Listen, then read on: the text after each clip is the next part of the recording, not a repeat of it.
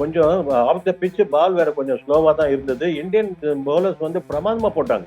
அந்த பிட்சை வந்து அதோட பிட்சோட கண்டிஷனை நல்லா யூஸ் பண்ணாங்க. நீங்க எந்த ஒரு பவுலருமே வீக்கா இல்லை. நீங்க பாத்தீங்கன்னா யூஸ்வலா ஏதாவது ஒரு பவுலர் 2 பவுலரை டார்கெட் பண்ணுவாங்க. அந்த மாதிரி இந்தியன் பவுலர்ஸ் எந்த ஒரு பவுலரையும் அவங்களால டார்கெட் பண்ண முடியல. நீங்க அக்ஷர் ஆகட்டும், குல்தீப் ஆகட்டும், நீங்க ஈவன் ஹர்ஷித் ராணா கூட பிரமாதமா போட்டாங்க. Beautiful line and length maintain பண்ணாங்க. ஹர்திக் பாண்டியா இருக்காரு, அவர் வந்து ஒரு ஒரு பிக் மேட்ச் பிளேயருங்கிறத மறுபடியும் நிரூபிச்சாரு. பியூட்டிஃபுல்லா போட்டாரு.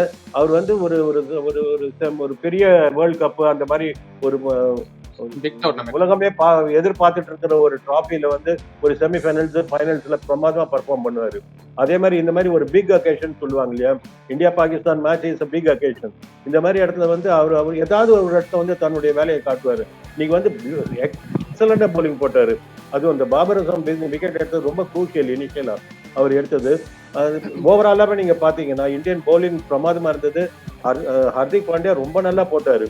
கொஞ்சம் ஆஃப் கலர் நீங்க சொல்ல போனீங்கன்னா ஷமியை தான் சொல்லலாம். பட் எனிவே ஒரு wicketless performance followed by 5 for அப்படிங்கிறது போது நம்மளுக்கு கொஞ்சம் அப்படியே ஜிக்ஸாக தெரியுது. But all said and done எல்லாம் அந்த போலிங் டீம்னு எடுத்து பாத்தீங்கன்னா, போலிங் குரூப்னு எடுத்து பாத்தீங்கன்னா ரொம்ப நல்லா பர்ஃபார்ம் பண்ணாங்க. அது அந்த கிரெடிட்டை வந்து நான் வந்து அவங்க பாகிஸ்தானுக்கு வந்து அந்த டெபிட் கொடுக்கறத விட இந்தியாவுக்கு கிரெடிட் கொடுக்கலான்னு பாக்குறேன் நான்.